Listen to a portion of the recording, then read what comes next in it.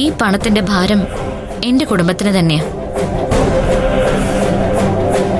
പിടിക്കൂ madam.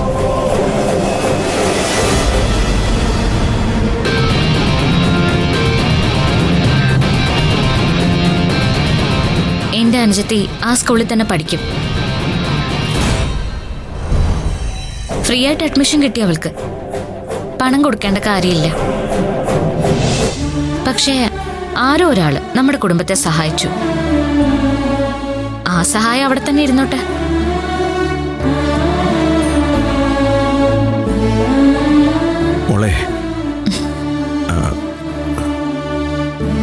കടങ്ങൾ ഉണ്ടാവുന്ന സങ്കടമാണ് സർ. വീട്ടുമ്പോ മനസ്സിന് നല്ല സമാധാനം.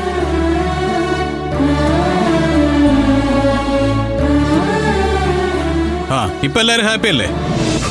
നഷ്ടപ്പെട്ട പണം തിരികെ കിട്ടിയല്ലോ.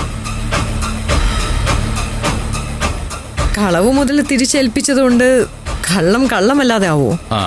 നന്ദിനി തന്ന പണം കയ്യിൽ വാങ്ങി വെച്ചുകൊണ്ട് കൂടുതൽ സംസാരിക്കാതിരുന്നാൽ ഞാനും എന്നെ നിയന്ത്രിക്കാൻ ശ്രമിക്കാം. ഓ, അല്ലാതെ ഇപ്പൊ പറഞ്ഞ പോലെ ഈ കള്ളനും കളവും പ്രയോഗം ഉണ്ടല്ലോ, ഈ വീടിനകത്ത് ഇനി വേണ്ട. ഓ, ഇതൊരാളോടായിട്ടല്ല, എല്ലാവരോടും കൂടി ഞാനീ പറയുന്നേ. മനസ്സിലായല്ലോ?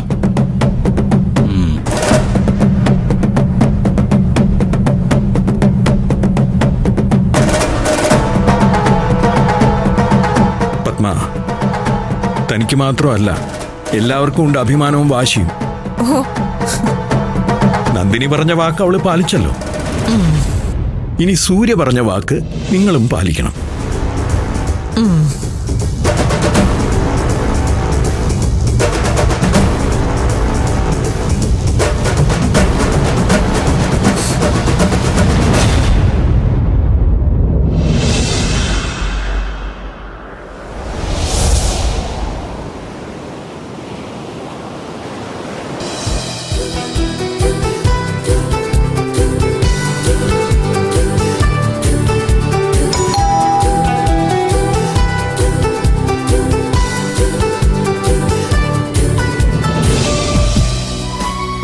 നമസ്കാരം. നമസ്കാരം.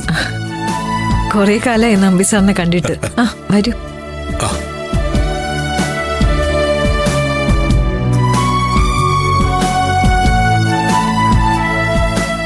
ഇരിക്കണം. യതീന്ദ്രൻ, മുംബൈയിലൊരു കമ്പനി മീറ്റിംഗ് ഉണ്ട്. ആക്ച്വലി ഞാൻ പങ്കെടുക്കേണ്ടതായിരുന്നു. പിന്നെ എനിക്ക് സുഖമില്ലാത്തതുകൊണ്ട് എതിയാ പോയത്. സത്യത്തിൽ അതിരാവിലെ തന്നെ ഇറങ്ങിയത് തിരക്ക് പിടിച്ച നിങ്ങൾ രണ്ടുപേരെയും കാണുക എന്ന ഉദ്ദേശത്തിലാ. സാരമില്ല, പത്മയുണ്ടല്ലോ. മൂത്ത മകളാ ഇന്ദ്രജ. ഇത് ഇന്ദ്രജയുടെ ഭർത്താവ്. നമസ്കാരം. നമ്മുടെ കമ്പനിയുടെ പ്രോജക്ട് മാനേജർ കൂടിയാ. ഓ,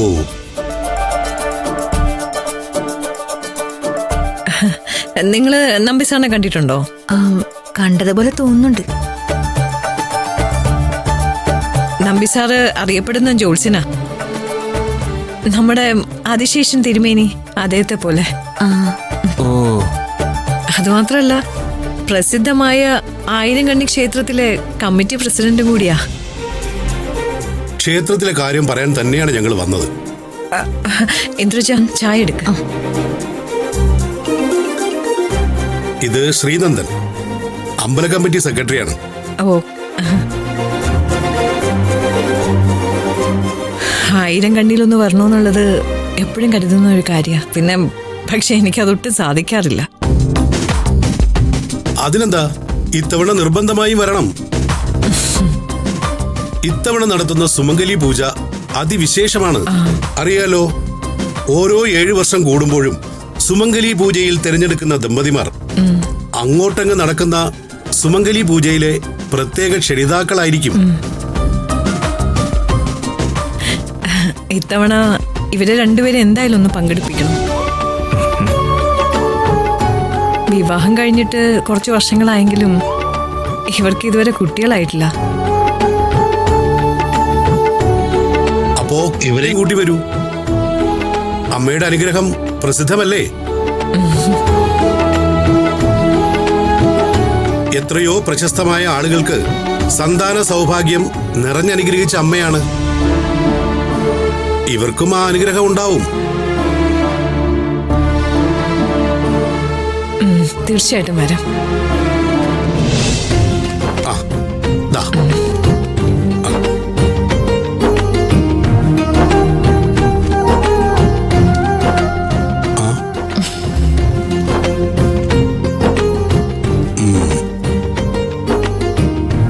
ഈ കുട്ടി ജോലിക്കാരിയാ. ആണോ? എവിടെയാ കുട്ടിയുടെ വീട്? താന്നിയൂര്. ഓ, താന്നീരമ്മ വാഴുന്നിടം. 1000 കണ്ണിയും താന്നിയൂരമ്മയും തമ്മിലുള്ള ബന്ധം എന്താണെന്ന് അറിയോ കുട്ടിക്ക്? അറിയാം.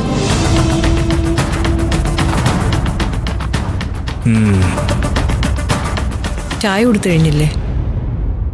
പൊയ്ക്കോളൂ. കുട്ടി നിൽക്കുക. 1000 കണ്ണിയും താന്നിയൂരമ്മയും തമ്മിലുള്ള ബന്ധം എങ്ങനെയാ കുട്ടി മനസ്സിലാക്കി വെച്ചിരിക്കുന്നേ? ഐതിഹ്യങ്ങളൊക്കെ വളച്ചൊടിക്കപ്പെടുന്ന കാലാണല്ലോ, അതുകൊണ്ടാ ചോദിക്കുന്നേ. 1000 കണ്ണിയിൽ നിന്ന് അസുരന്മാരോട് പടയുയർത്തിയിറങ്ങിയ ആയിരവല്ലി അമ്മ അസുര നിഗ്രഹത്തിന് ശേഷം താന്നിയൂരുള്ള ആൽത്തറയിൽ ചാരിയിരുന്ന് വിശ്രമിച്ചു.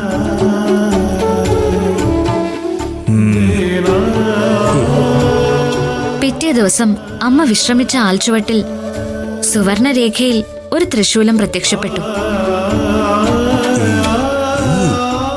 ദേവപ്രശ്നം നടത്തിയപ്പോ ആയിരവല്ലി അമ്മയുടെ സാന്നിധ്യം രേഖപ്പെടുത്തിയതുകൊണ്ട് താന്നിയൂര് ഒരു അമ്പലം നിർമ്മിച്ച് താന്നിയൂരമ്മ എന്ന പേരിൽ കുടിയിരുത്തി.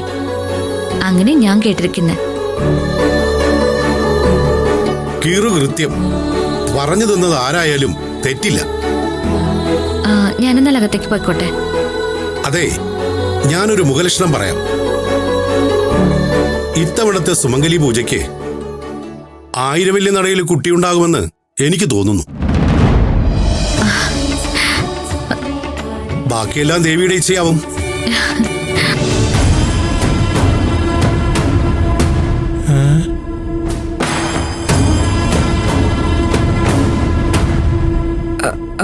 ക്ഷേത്ര കമ്മിറ്റിയിലേക്കുള്ള സംഭാവന ഞാൻ അങ്ങോട്ട് എത്തിച്ചോളാം. അത് പിന്നെ പതിവുള്ള കാര്യമല്ലേ, മുടക്കില്ലെന്നറിയാം. ഇത്തവണ വരവ് മുടക്കരുത്, അതാണ് ഞങ്ങളുടെ എല്ലാവരുടെയും അഭ്യർത്ഥന. ഇത്തവണ വന്നിരിക്കും. എന്റെ മക്കൾക്ക് വേണ്ടിയല്ലേ. ആ, എന്നാ ശരി.